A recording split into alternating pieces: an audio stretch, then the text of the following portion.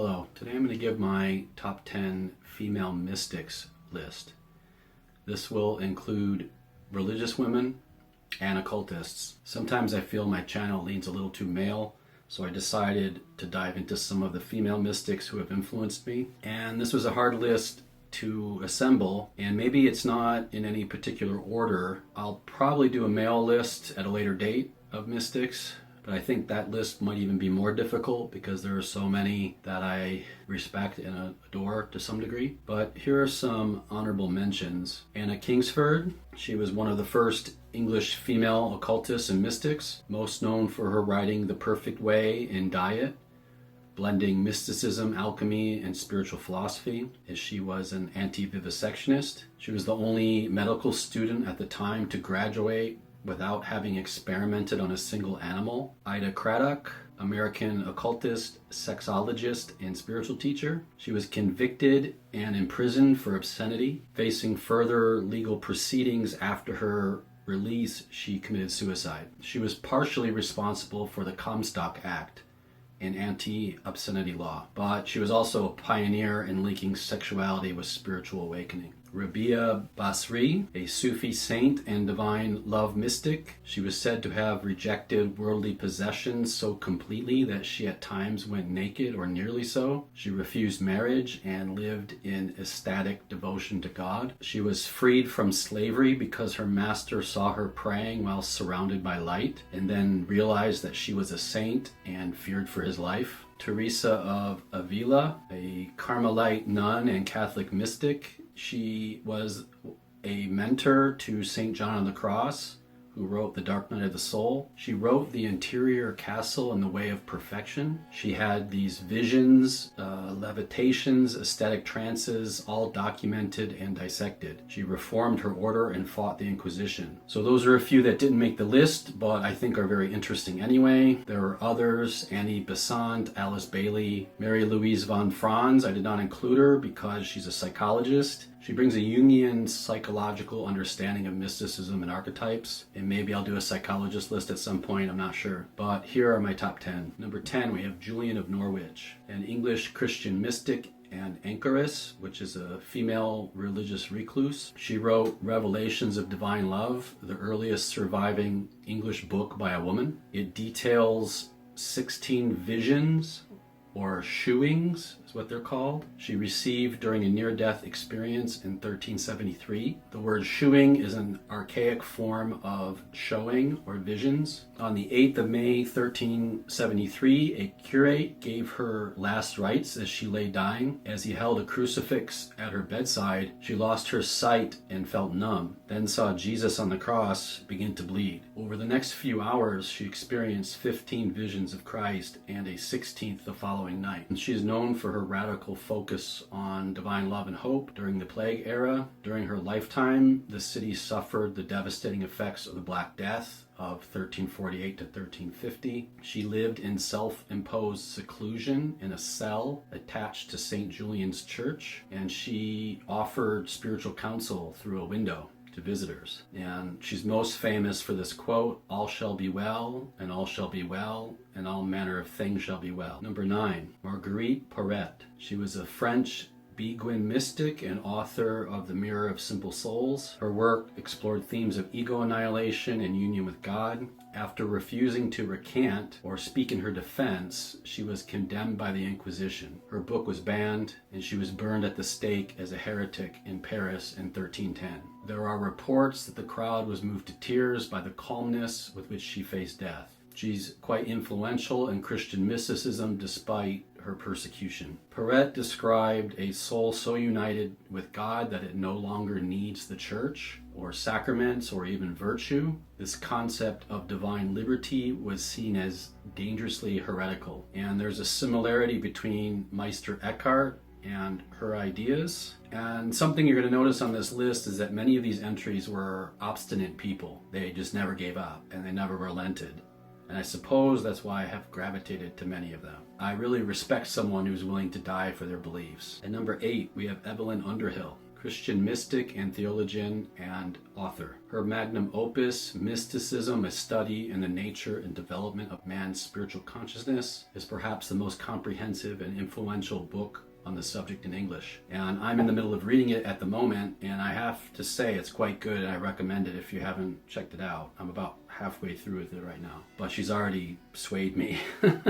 She has a balanced academic theology with a kind of practical spirituality. In 1921, she became the first woman to give official theological lectures at the University of Oxford. In her later life, she became a committed pacifist and Christian activist, offering spiritual counsel during the lead up to World War II. She was not an occultist, but rather a deeply mystical theologian and poet. Early on, she flirted with Theosophy, but later rejected magical systems in favor of a Christ-centered devotional path rooted in love and service. She connected ancient mystical traditions with modern psychology and spirituality, helping to bring mysticism into 20th century religious thought. And she was an academic who actually lived what she studied. At number 7, we have Moina Mathers, a founding member of the Hermetic Order of the Golden Dawn, with her husband Samuel Little McGregor Mathers. After her husband's death in 1918, she led the Alpha and Omega, a successor organization to the Golden Dawn, maintaining its structure, teachings, and initiatory system against increasing fragmentation. She trained at the Slade School of Fine Art and created kind of elaborate magical imagery and temple decorations for Golden Dawn rituals. It's said that she was a skilled clairvoyant and ritual magician. She led occult groups and designed astral temples. I think she's cool because at a time when many wives merely followed their husband's lead, she wasn't just a passive follower. I mean, what's not to like? She's an artist, an illustrator, a designer, a medium, a seer, a trailblazer, a magician, and a leader. And number 6, María Sabina. So she was an indigenous Mazatec shaman and sacred mushroom priestess. She led healing ceremonies using psilocybin mushrooms. She was a sabia, which means wise woman, and she was known for conducting sacred healing ceremonies using psilocybin mushrooms, which were known locally as Los Niños Santos, which means the holy children. Her ceremonies combined chanting, prayer, and sacred mushrooms to treat spiritual and physical illnesses. If you've read any of Carlos Castaneda's Don Juan books, I kind of imagine her as a female version of Don Juan. She introduced psychedelic spirituality to Western audiences. In the 1950s, ethnomycologist R. Gordon Wasson visited her and later published an article in Life magazine in 1957 introducing sacred mushrooms to the West. I mentioned Wasson in my video on Eleusis. You can check that out here. I stumbled on her through my research of MK Ultra, Timothy Leary, and Wasson a few years ago. But this exposure brought a flood of kind of Western seekers to her village, and they were often disrespecting local customs. And she was eventually ostracized by her own people, blamed for the commercialization and desecration of their sacred traditions. It's said that many 1960s celebrities like Bob Dylan, John Lennon, and Keith Richards visited her, but these are just rumors and they were never really substantiated. Before Wasson, nobody took the children simply to find God. They were always taken to cure the sick.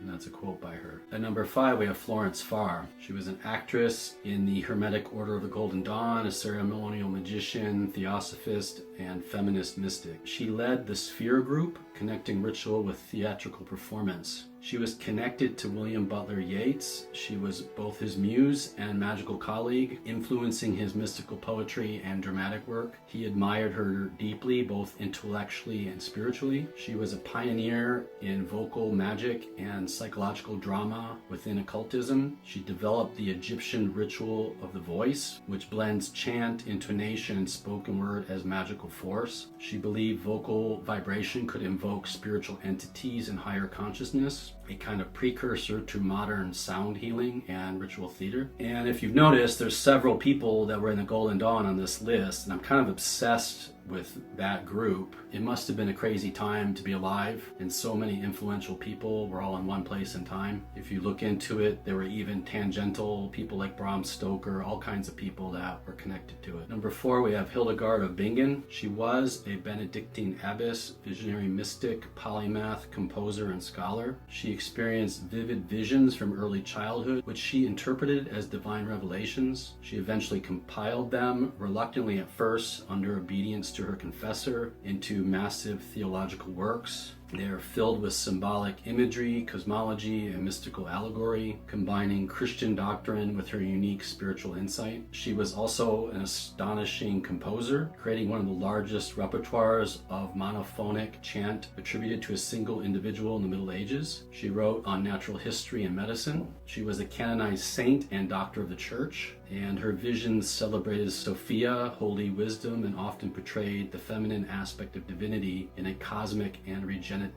context. My first exposure to her was from Mary Louise von Franz, who I mentioned earlier. I was very taken by what I read, so this led me to look more into her life. Pamela Colman Smith, aka Pixie. She was an Anglo-Jamaican artist and Golden Dawn initiate. She created the iconic 78 card tarot deck, the Rider-Waite deck, under the direction of A.E. Waite. Her visual language became the global standard for tarot, influencing nearly every modern deck. She was one of the first to fully illustrate the minor arcana with detailed scenes. As a woman of mixed racial heritage working in Edwardian England, she broke a lot of barriers in both gender and race within mystical and artistic spaces. She was involved in the early symbolist movement, which is one of my favorite art movements. She illustrated books, produced plays, and published her own journal, The Green Sheaf, featuring occult poetry and artwork. She was also closely connected to William Butler Yeats, who was also in the Golden Dawn. Yeats admired her work and had her illustrate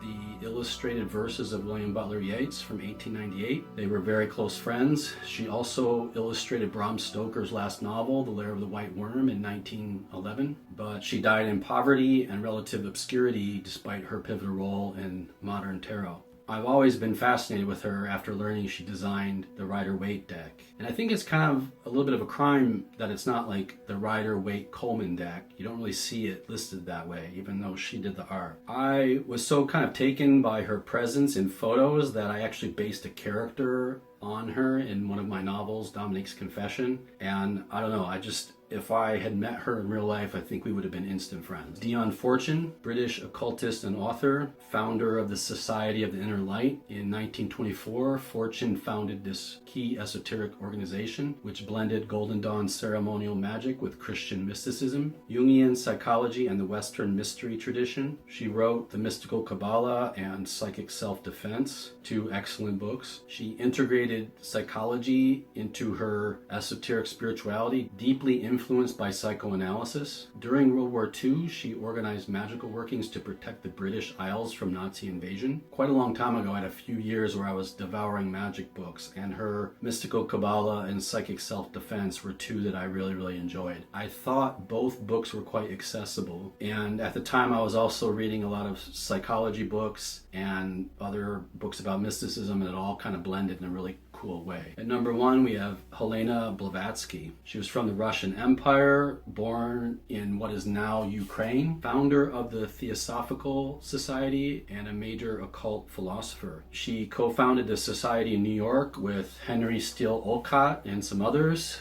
The society aimed to promote the study of ancient wisdom, comparative religion, and esoteric philosophy, laying the groundwork for a 20th century occult revival. She is the author of Isis Unveiled from 1877 and The Secret Doctrine from 1888. These 2 massive works attempted to synthesize science, religion, and occult wisdom from East and West, drawing on Hinduism, Buddhism, Kabbalah, Hermeticism, etc. And The Secret Doctrine is considered her magnum opus. an ambitious and dense metaphysical text outlining a cosmic evolution and spiritual hierarchy. But her life was filled with accusations of fraud, plagiarism, and charlatanism, and her critics called her a mystic con artist, while her supporters hailed her as a prophet and visionary. She was pivotal in the occult revival, and a lot of New Age thought was inspired by her. Her teachings inspired generations of occultists, including Annie Besant, Alice Bailey, Rudolf Steiner, and countless others. And I think she's perhaps the most influential of all the people on this list, at least in terms of occultism. Maybe she was a fraud, maybe she wasn't. I feel like she's kind of a similar personality as Crowley, where, you know, some people really loved him and some people really hated him. He had his